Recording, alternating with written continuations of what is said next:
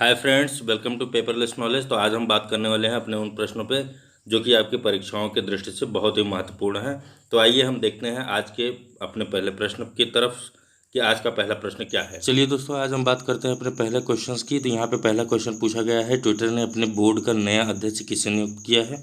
यहाँ पे आपका 4 ऑप्शन दिया गया है, Uday Kotak, Patrick पिचेट, Albert Ross और सुधीर चौहान। ऑप्शन यहाँ पे आपका बी सही है, पैट्रिक पिचेट। पैट्रिक पिचेट जो कि इसके पहले गूगल के पूर्व मुख्य वित्तीय अधिकारी के रूप में कार्यरत थे और अभी हाल ही में ट्विटर ने इनको अपना बोर्ड का नया अध्यक्ष नियुक्त किया है। और इसके साथ साथ आपको दूसरा पॉइंट आप नोट कर लीजिए कि यहाँ पे आपसे पूछा जा सकता है कि ये किसका स्थान लिए। तो यहाँ पे आप नोट कर सकते हैं कि इन्होंने ओमित कोर्डेस्टानी का स्थान लिया है। ओमित कोर्डेस्टानी जो कि इसके पहले ट्विटर के अध्यक्ष के रूप में कार्यरत थे। और पैट्रिक पिचेट साल 2017 में ट्विटर के निदेशक मंडल में शामिल हुए थे और 2018 के अंत में एक प्रमुख स्वतंत्र निदेशक हो गए थे। ठीक। और इन्होंने इससे पहले साल 2008 में और 2008 से 2015 तक गूगल के मुख्य वित्तीय अधिकारी सीएफओ के रूप में कार्य किया है। ठीक। और यहाँ पे आपसे पूछा जा सकता है कि यहाँ पे हमने अभी बात की आपसे सीएफओ की, मतलब गूगल के मुख्य वित्तीय अधिकारी की। तो वर्तमान में भी हमें जान लेना चाहिए कि गूगल के मुख्य वित्तीय अधिकारी कौन है। वर्तमान में रूथ पोरत इसके मुख्य वित्तीय अधिकारी हैं जो कि 2015 से और अभी तक हैं। यहाँ पे आप नोट कर लीजिए, रूथ पोरत। ठीक। रूथ पोरत इस समय गूगल के मुख्य वित्तीय अधिकारी के रूप में कार्यरत हैं। और यहाँ पे जैसे आपके ऑप्शन में पहला क्वेश्चन दिया गया था, उदय कोटक की यहाँ पे बात की गई थी। तो उदय कोटक के बारे में हमने अभी कल के वीडियो में आपसे डिस्कस किया था कि ये महिंद्रा कोटक के सीईओ और एमडी हैं और इनको अभी अतिरिक्त पदभार मिला है। ठीक। नेक्स्ट क्वेश्चन पे चलते हैं। तो नेक्स्ट क्वेश्चन है हमारा, किस संगठन ने पीपीई पहनने वालों की मदद के लिए सुमेरु पैक्स नामक उपकरण विकसित किया है। यहाँ पे आपका 4 ऑप्शन दिया गया है, डीआरडीओ, इसरो, आईसीएआर और 1 व 2 दोनों। तो यहाँ पे आपका ऑप्शन ए सही है। डीआरडीओ ने अभी हाल ही में सुमेरु पैक्स नामक उपकरण विकसित किया है जो कि व्यक्तिगत सुरक्षा उपकरण पीपीई पहनने वालों को बिना पसीना बहाए आराम महसूस करने में मदद करेगा। और साथ ही साथ आपको दूसरा पॉइंट यहाँ पे आप नोट कर लीजिए कि पीपीई पहनने वाले लोगों को होने वाली असुविधा के बारे में प्रतिक्रिया प्राप्त करने के बाद डीआरडीओ ने एक व्यक्तिगत वायु संचलन प्रणाली विकसित की है जिसका उपयोग पीपीई के अंदर किया जाता है। यह प्रणाली एक छोटे से बैग के रूप में है जिसका वजन लगभग 500 ग्राम है। ठीक। यहाँ पे पूछा जा सकता है कि उसका वजन कितना होता है, आप नोट कर लीजिए 500 ग्राम। और साथ ही साथ अब यहाँ पे डीआरडीओ की बात हुई है तो डीआरडीओ के बारे में आपको बता दें कि डीआरडीओ का मुख्यालय दिल्ली में स्थित है। इसकी स्थापना 1958 में हुई थी और इसमें लगभग 30,000 कर्मचारी जिसमें से 5,000 वैज्ञानिक हैं और रक्षा मंत्रालय के यह अधीन है। इस समय रक्षा मंत्रालय मतलब इस समय जो रक्षा मंत्री हैं वो राजनाथ सिंह हैं और इसके चेयरमैन डॉक्टर जी सतीश रेड्डी हैं। ठीक। अब नेक्स्ट क्वेश्चन पे चलते हैं। तो नेक्स्ट क्वेश्चन है हमारा, वर्ष 2021 में ट्विन समिट की मेज़बानी किसके द्वारा की जाएगी। यहाँ पे आपका अगला क्वेश्चन था। यहाँ पे 4 ऑप्शन दिया गया है, विश्व आर्थिक मंच, विश्व स्वास्थ्य संगठन, विश्व व्यापार संगठन और विश्व सैन्य संगठन। ये 4 ऑप्शन थे। यहाँ पे आपका सही आंसर है विश्व आर्थिक मंच। तो यहाँ पे विश्व आर्थिक मंच द्वारा 2021 की मेज़बानी की जाएगी। अब आपको बता दें कि इस में जो ट्विन समिट की मेज़बानी करना है इसकी घोषणा 3 जून 2020 को की गई थी और यह स्विट्ज़रलैंड के दावोस में आयोजित की जाएगी। ठीक। ये पॉइंट आप नोट कर लीजिएगा, स्विट्ज़रलैंड के दावोस में इसका आयोजन किया जाना है। और साथ ही साथ और एक चीज़ ये नोट कर लीजिए कि ये 51वां WEF शिखर सम्मेलन है और मुख्य कार्यक्रम के दौरान दुनिया भर के 400 शहरों से वर्चुअल लिंकअप के माध्यम से व्यापक भागीदारी की इसमें उम्मीद है कि ये इसमें 400 शहर भागीदारी करेंगे। ठीक। अब नेक्स्ट पॉइंट है कि WEF, हम आपसे WEF की बात कर रहे हैं बार बार। तो WEF विश्व आर्थिक मंच का इसका शॉर्ट नेम है। तो WEF के मुख्य कार्यकारी अधिकारी क्लाउस श्वाब ने जेनेवा स्थित मुख्यालय में एक आभासी बैठक की मेजबानी करते हुए कहा था कि कोविड-19 संकट में चौथी औद्योगिक क्रांति के लिए दुनिया में परिवर्तन की प्रक्रिया को तेज कर दिया गया। तो ये सारी चीज़ें जो भी हैं वो कोविड-19 को लेके हो रही हैं, जितनी भी बैठकें हो रही हैं और जितनी, जैसे यहाँ पे ट्विन समिट की बात की जा रही है, तो ये भी कोविड-19 को ही लेके की जा रही है। अब आपको बता दें कि ये, जैसा हमने आपसे बताया कि ये 51वां शिखर सम्मेलन है, 51वां वर्चुअल शिखर सम्मेलन है। तो यहाँ पे हम 50वें के बारे में आपको बता दें कि 50वां शिखर सम्मेलन का जो आयोजन हुआ था वो 21 जनवरी 2020 को 4 दिवसीय हुआ था। ठीक, और इसकी जो थीम थी वो थी stakeholders for a cohesive and sustainable world. ठीक, इसी थीम के आधारित पे ये इसको आगे बढ़ाया गया था और इसमें 117 देशों के 50 से अधिक प्रमुखों के साथ अमेरिकी राष्ट्रपति डोनाल्ड ट्रंप और रूसी राष्ट्रपति व्लादिमीर पुतिन भी भाग लिए थे।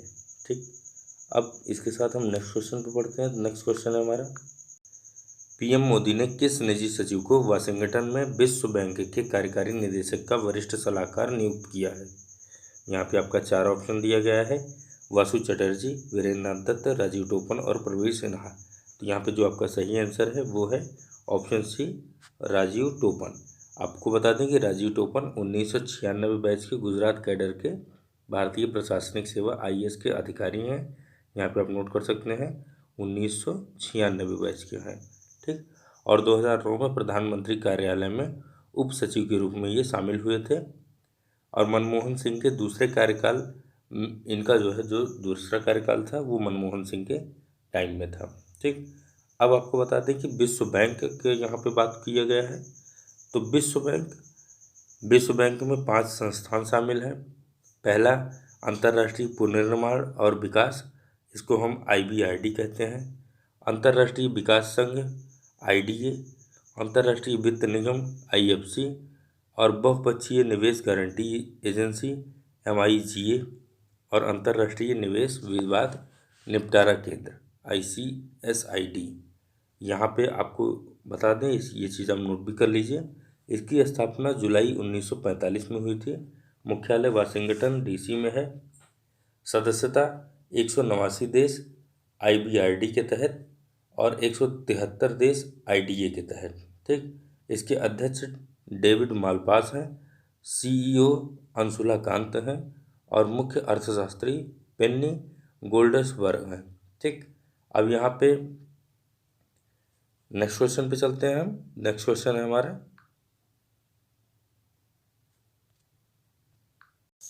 वर्ष 2022 में महिला एशियाई कप की मेज़बानी किस देश के द्वारा की जाएगी? यहाँ पे आपका 4 ऑप्शन दिया गया है, भारत, बांग्लादेश, श्रीलंका और पाकिस्तान। तो यहाँ पे आपका ऑप्शन ए यहाँ पे सही है, भारत के द्वारा। ठीक, भारत के द्वारा एशियाई फुटबॉल महासंघ ने इसकी घोषणा की है कि 5 जून 2020 को ही इस बात की पुष्टि कर दी थी कि भारत 2022 के महिला एशियाई कप की मेज़बानी करेगा। ठीक, यहाँ पे दूसरा पॉइंट आपका बनता है कि यह भारत में पहली बार ऐसा मौका है जो कि भारत इस कप की मेज़बानी कर रहा है और एशियाई फुटबॉल परिसंघ ने ऑल इंडिया फुटबॉल फेडरेशन को होस्टिंग अधिकार सौंप दिए हैं। ये आपका तीसरा पॉइंट है। चौथा पॉइंट ये है आपका कि यह टूर्नामेंट 2022 में होगा और इसमें लगभग 12 टीमें हिस्सा लेंगी। अब यहाँ पे आपको एक चीज़ और बता दें कि भारतीय टीम इस प्रतियोगिता में 1980 और 1983 में 2 बार रनर और 1981 में कांस्य पदक जीता था। अब यहाँ पे हम इस महासंघ के बारे में आपको बता दें कि यह एशिया तथा ऑस्ट्रेलिया की फुटबॉल गवर्निंग बॉडी है और इसकी स्थापना 8 मई 1954 में हुई थी। मुख्यालय इसका मलेशिया के कुआलालंपुर में है और यह 47 सदस्यों का एक टीम है। ठीक, यह महासंघ 47 सदस्य हैं इसमें। ठीक, अब आपको अखिल भारतीय फुटबॉल महासंघ बता दें, इसे हम AIFF से प्रदर्शित करते हैं। इसकी स्थापना 23 जून 1937 में हुई थी। यह देश में फुटबॉल प्रतियोगिताओं को मंजूरी देता है तथा आयोजन भी कराता है और वर्तमान में इंडियन सुपर लीग, आई लीग तथा फेडरेशन कप भारत में आयोजित की जाने वाली ये प्रमुख प्रतियोगिताएं हैं। और आपको बता दें कि अखिल भारतीय फुटबॉल महासंघ AIFF को फीफा से 1948 में एफिलिएट किया गया था। ठीक, अब हम नेक्स्ट क्वेश्चन पे चलते हैं। तो नेक्स्ट क्वेश्चन है हमारा, राष्ट्रीय बाघ संरक्षण प्राधिकरण NTCE के आंकड़ों के अनुसार किस भारतीय राज्य में बाघों की सबसे अधिक मौतें हुई। यहाँ पे आपका 4 ऑप्शन दिया गया है, मध्य प्रदेश, उत्तराखंड, उत्तर प्रदेश और हरियाणा। जो आपका सही आंसर है वो है ऑप्शन ए, मध्य प्रदेश। ठीक, मध्य प्रदेश में सबसे ज़्यादा बाघों की संख्या, जो मौत की संख्या है वो सबसे ज़्यादा पिछले 8 वर्षों में 750 बाघों की मौत हुई है। ठीक, अब यहाँ पे NTCE की बात की गई है, तो NTCE का पूरा नाम हम आपको बता दें कि नेशनल टाइगर कंजर्वेशन एक्ट, यह NTCE का पूरा नाम है। और आपको बता दें यहाँ पे कि ये 2 कारणों से जो मौतें हुई हैं, ये 2 कारणों से हुई हैं, जिसमें कुछ तो कारण प्राकृतिक कारण है और कुछ अवैध शिकार के कारण हैं। अब जैसे प्राकृतिक कारणों से जो मरने वाली संख्या है वो 369 थी और अवैध शिकार से 168 बाघों की मृत्यु हुई है। अब महाराष्ट्र जो है वो मध्य प्रदेश के बाद दूसरा स्थान महाराष्ट्र का ही है। आपको यह बता दें कि 2012 और 2019 के बीच देश भर में विभिन्न प्राधिकरणों में 101 बाघों को जब्त किया गया था। ठीक, अब यहाँ पे आपसे पूछा जा सकता है कि जैसे अभी हाल में 2020 चल रहा है, तो ये विगत वर्ष 2019 में देश में कितने बाघ थे, कितने बाघों की संख्या थी। तो यहाँ आपको पता होना चाहिए 2976 बाघों की संख्या थी। 2019 में 2976 बाघों की संख्या थी। अब नेक्स्ट क्वेश्चन पे चलते हैं। नेक्स्ट क्वेश्चन है हमारा, विश्व व्यापार संगठन में भारत के एम्बेसडर और अस्थायी प्रतिनिधि के रूप में किसे नियुक्त किया गया है। यहाँ पे आपका 4 ऑप्शन दिया गया है, देवदत्त शर्मा, प्रवीर सिन्हा, ब्रजेंद्र नवनीत और ब्रजेश सिंह। तो यहाँ पे जो आपका सही आंसर है वो है ऑप्शन सी, ब्रजेंद्र नवनीत। ब्रजेंद्र नवनीत को अभी हाल ही में अस्थायी प्रतिनिधि के रूप में नियुक्त किया गया है, जो कि 1999 बैच के IAS अधिकारी हैं। आप यहाँ पे नोट कर सकते हैं, पहला पॉइंट है कि ये 1999 बैच के IAS अधिकारी हैं और इस नियुक्ति से पहले प्रधानमंत्री कार्यालय में संयुक्त सचिव के रूप में ये कार्यरत रह चुके हैं। ठीक, और अब जेनेवा में विश्व व्यापार संगठन के अस्थायी मिशन में तैनात होंगे। मंत्रिमंडल की नियुक्ति समिति ने काउंसलर के पद के लिए IRTS अधिकारी अनवर हुसैन शेख को PMI और WTO जेनेवा में 3 साल के लिए नियुक्ति की अनुमति दी है। ठीक, अब नेक्स्ट क्वेश्चन पे चलते हैं। नेक्स्ट क्वेश्चन है हमारा, वाहन मित्र योजना किस राज्य या केंद्र शासित प्रदेश की एक पहल है। यहाँ भी आपका 4 ऑप्शन दिया गया है, आंध्र प्रदेश, उत्तर प्रदेश, उत्तराखंड और राजस्थान। तो ये चारों में से आपका आंसर जो सही है वो है आपका आंध्र प्रदेश। ठीक, आंध्र प्रदेश में अभी हाल ही में वाहन मित्र योजना को लॉन्च किया गया है और सरकार ने कोविड-19 लॉकडाउन के कारण प्रभावित ऑटो और टैक्सी चालकों की मदद के लिए 10,000 रुपये की वित्तीय सहायता प्रदान की है। यह सहायता YSR वाहन मित्र योजना के तहत प्रदान की जाएगी, जो कि मूल रूप से 2019 में लागू की गई थी। और यह क्यों की जाएगी, आपको बता दें कि बीमा प्रीमियम, लाइसेंस शुल्क और अन्य आवर्ती खर्चों को पूरा करने के लिए ऑटो और टैक्सी चालकों को 10,000 रुपये का वार्षिक भत्ता प्रदान किया जाएगा। ठीक, YCR वाहन मित्र योजना, इसके बारे में आपको बता दें तो इसको YS जगन्नाथ मोहन रेड्डी के द्वारा शुरू किया गया और यह अक्टूबर 2019 में शुरू कर दी गई थी। अब नेक्स्ट क्वेश्चन पे चलते हैं। नेक्स्ट क्वेश्चन है हमारा, हाल ही में EY world entrepreneur of the year का खिताब किसे दिया गया है। यहाँ पे आपका 4 ऑप्शन दिया गया है, किरण मजूमदार शाह, आयशा धवन, सुनीता महांती और मीरा पॉल। तो यहाँ पे जो आपका सही आंसर होगा वो है किरण मजूमदार शाह। आपको बता दें कि किरण मजूमदार शाह को यह 41 देशों और 46 उद्यमियों के बीच में यह पुरस्कार दिया गया और ये भारत की अग्रणी जैव प्रौद्योगिकी संस्थानों में से एक बायोकॉन की कार्यकारी अध्यक्ष हैं। किरण मजूमदार शाह को एक वीडियो कॉन्फ्रेंसिंग के जरिए आयोजित पुरस्कार समारोह में EY world entrepreneur of the year के खिताब से नवाजा गया। ठीक, जो कि 2020 में ही यह पुरस्कार दिया गया। अब नेक्स्ट क्वेश्चन पे चलते हैं। नेक्स्ट क्वेश्चन है हमारा, हाल ही में रोमानिया में भारत के अगले राजदूत के रूप में किसे नियुक्त किया गया है? यहाँ पे आपका 4 ऑप्शन दिया गया है। राहुल श्रीवास्तव, विवेक धवन, राहुल सिन्हा और प्रवीण तोमर। तो यहाँ पे जो आपका सही आंसर है वो है ऑप्शन ए, राहुल श्रीवास्तव। राहुल श्रीवास्तव जो कि वर्तमान में मंत्रालय में सचिव, संयुक्त सचिव हैं और इन्हें अभी हाल ही में रोमानिया में भारत के अगले राजदूत के रूप में नियुक्त किया गया है और ये भारतीय विदेश सेवा के अधिकारी भी रह चुके हैं। ठीक, अब यहाँ पे बात हुई है रोमानिया की, तो रोमानिया के बारे में हम थोड़ा सा जान लेते हैं। रोमानिया काले सागर की सीमा पर कार्पेथियन चाप के बाहर और इसके भीतर निचले डब्ल्यू पर बाल्कन प्रायद्वीप में एक देश का नाम है जो कि मध्य यूरोप में स्थित है।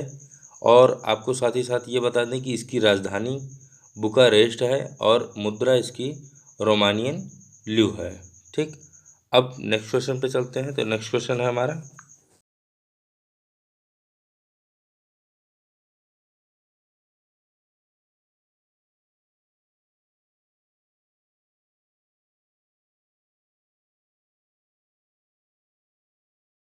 तो चलिए शुरू करते हैं आज का वन लाइनर क्वेश्चंस के बारे में। तो यहाँ पे पहला क्वेश्चन है कि किस सरकार ने मो सरकार अभियान लॉन्च किया है?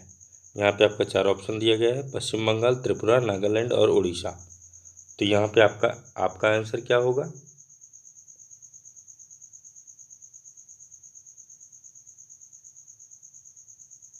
चलिए हम बताते हैं। यहाँ पे जो आपका सही आंसर है वो है उड़ीसा। ठीक, ऑप्शन डी यहाँ पे सही है। अब आपको एक लाइन और बता दें कि यह जो है नवीन पटनायक ने गांधी जयंती के अवसर पर मो सरकार अभियान लॉन्च किया था। ठीक, अब अपने आंसर से इसको मिला लीजिए। हम बढ़ते हैं नेक्स्ट क्वेश्चन पे। नेक्स्ट क्वेश्चन है हमारा, निम्नलिखित बहुपक्षीय सम्मेलन में कौन सा अस्थायी कार्बनिक प्रदूषण से मानव स्वास्थ्य और पर्यावरण की रक्षा करने के लिए है? यहाँ पे आपका 4 ऑप्शन दिया गया है, बोन सम्मेलन, स्टॉकहोम सम्मेलन, रॉटरडैम सम्मेलन और बेसल सम्मेलन। तो यहाँ पे आपका आंसर क्या होगा?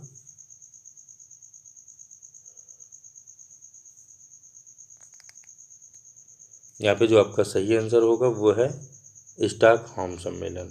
ठीक, ऑप्शन बी यहाँ पे आपका सही है। आपको एक लाइन और बता दें कि स्टॉकहोम सम्मेलन अस्थायी कार्बनिक प्रदूषण से मानव स्वास्थ्य और पर्यावरण की रक्षा करने के लिए होता है। ठीक, अपने आंसर से इसको मिला लीजिए।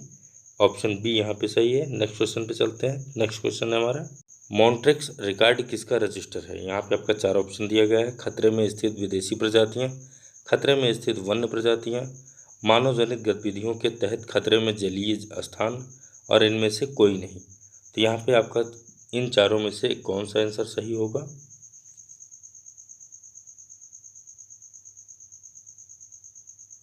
यहाँ पे जो सही आंसर है वो है मानव जनित गतिविधियों के तहत खतरे में जलीय स्थान। यहाँ पे ऑप्शन सी यहाँ पे आपका सही है। आपको एक लाइन और बता दें कि मानव जनित गतिविधियों से उत्पन्न प्रदूषण से खतरे में जो स्थित जलीय स्थानों को ही मॉन्ट्रिक्स रिकॉर्ड में रखा जाता है। ठीक, नेक्स्ट क्वेश्चन पे चलते हैं। नेक्स्ट क्वेश्चन है हमारा, वन्य जीव संरक्षण के क्षेत्र में अदम्य साहस दिखाने वाले को कौन सा पुरस्कार दिया जाता है? इंदिरा गांधी पर्यावरण पुरस्कार, मेदिनी पुरस्कार, अमृता देवी विश्वई पुरस्कार और पीताम्बर पंत राष्ट्रीय पुरस्कार। तो यहाँ पे आपका कौन सा आंसर सही होगा?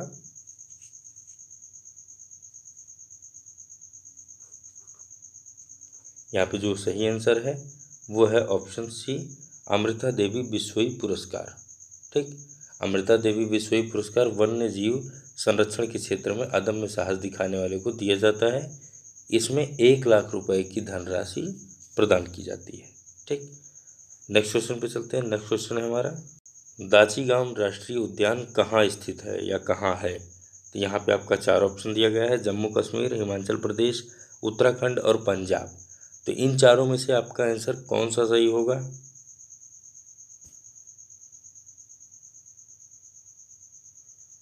यहाँ पे जो सही आंसर है वो है ऑप्शन ए, जम्मू कश्मीर। ठीक, दाचीगाम राष्ट्रीय उद्यान जम्मू कश्मीर में श्रीनगर से 22 किलोमीटर दूर पर स्थित है और इसका मुख्य जानवर बारहसिंघा है। ये आप नोट कर सकते हैं कि इसका मुख्य जानवर बारहसिंघा है। नेक्स्ट क्वेश्चन पे चलते हैं। नेक्स्ट क्वेश्चन हमारा, समताप मंडल की ओजोन गैस की परत की मोटाई की किस इकाई में नापी जाती है? तो यहाँ पे आपका 4 ऑप्शन दिया गया है, सी एवर्ट्स, डाप्सन इकाई, मेल्सन इकाई और इनमें से कोई नहीं। तो यहाँ पे इन चारों में से आपका आंसर क्या होगा? यहाँ पे जो सही आंसर है वो है ऑप्शन बी, यहाँ पे आपका सही है, डाप्सन इकाई। ठीक, अपने आंसर से इसको मिला लीजिए। नेक्स्ट क्वेश्चन पे चलते हैं। नेक्स्ट क्वेश्चन हमारा, कार्बन डाइऑक्साइड के उत्सर्जन देशों की सूची किस स्रोत से कार्बन डाइऑक्साइड उत्सर्जन पर आधारित होती है? यहाँ भी आपका 4 ऑप्शन दिया गया है, जीवाश्म ईंधन का जलना, सीमेंट उद्योग, उपयुक्त दोनों और इनमें से कोई नहीं। तो यहाँ पे जो आपका सही आंसर है वो क्या हो सकता है? ये 4 ऑप्शन दिए गए हैं यहाँ पे, तो इनमें से आपका आंसर क्या होगा?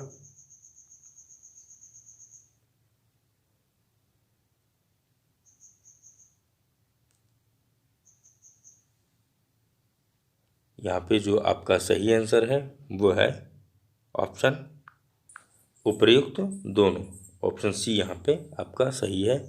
ठीक, अब ये दोनों क्यों सही हैं? क्योंकि कार्बन डाइऑक्साइड उत्सर्जक देशों की सूची जीवाश्म ईंधन जलने और सीमेंट उद्योग से उत्सर्जित कार्बन डाइऑक्साइड पर आधारित होती है। ठीक, नेक्स्ट क्वेश्चन पे चलते हैं, अपना आंसर इससे मिला लीजिए। नेक्स्ट क्वेश्चन है हमारा, विश्व में सबसे ज़्यादा पाई जाने वाली ग्रीन हाउस गैस है कार्बन डाइऑक्साइड, जलवाष्प, सल्फर डाइऑक्साइड और ओजोन। तो इन चारों में से आपका आंसर क्या है?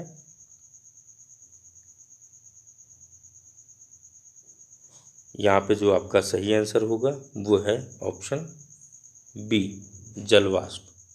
जलवाष्प सबसे ज़्यादा पाई जाने वाली ग्रीन हाउस गैस है। यह साफ आसमान में 36 से 66 और बादलों वाले आकाश में 66 से 86% ग्रीन हाउस प्रभाव उत्पन्न कर सकती है। ठीक, नेक्स्ट क्वेश्चन पे चलते हैं। नेक्स्ट क्वेश्चन हमारा, कार्टाजेना प्रोटोकॉल किससे सुरक्षित उपयोग, स्थानांतरण और हैंडलिंग के बारे में है? यहाँ पे आपका 4 ऑप्शन दिए गए हैं, नाभिकीय कचरा, आक्रामक विदेशी प्रजातियाँ, संशोधित द्वितीय और इनमें से कोई नहीं। तो यहाँ पे आपका इन चारों में से कौन सा सही आंसर है? यहाँ पे जो सही उत्तर होगा वो है ऑप्शन सी, संशोधित जीवित जीव। इसे हम एलएमओ से भी व्यक्त करते हैं। आपको बता दें कि संशोधित जीवित जीव कार्टाजेना प्रोटोकॉल 29 जनवरी 2000 को हस्ताक्षरित हुआ था और 11 सितंबर 2003 से ये लागू हुआ था। ठीक, नेक्स्ट क्वेश्चन पे चलते हैं। नेक्स्ट क्वेश्चन है हमारा, हिरोशिमा और नागासाकी शहर किन द्वीपों में स्थित है? यहाँ पे आपका 4 ऑप्शन दिया गया है, होन्शु और क्यूशु, होन्शु और शिकोकू, होन्शाइडो और क्यूशु और शिकोकू। तो यहाँ पे आपका इन चारों में से कौन सा आंसर सही होगा? यहाँ पे जो सही आंसर है वो है ऑप्शन ए, होन्शु और क्यूशु। आपको बता दें कि हिरोशिमा नगर जापान के होन्शु द्वीप में स्थित है, जबकि नागासाकी क्यूशु द्वीप में स्थित है। इन दोनों नगरों पर 1945 में परमाणु बम गिराए गए थे, जिसकी वजह से यहाँ के बच्चे आज भी विकलांग पैदा होते हैं।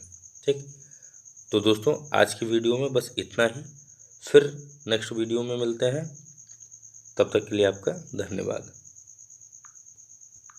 कि आपको हमारा यह वीडियो काफ़ी पसंद आया होगा और अधिक जानकारी हेतु हमारे वीडियो को लगातार देखते रहिए। और अगर अभी तक आपने हमारे चैनल को सब्सक्राइब नहीं किया है तो उसे सब्सक्राइब कर दीजिए और बगल में दिए हुए बेल आइकन को प्रेस कर दीजिए, जिससे कि हमारे नए वीडियोज़ की लिंक आप तक लगातार पहुंचती रहे और आप हमारे हर वीडियो को देख सकें। तो कल मिलते हैं इसी टाइम कुछ नया लेके, कुछ खास लेके। तब तक के लिए धन्यवाद।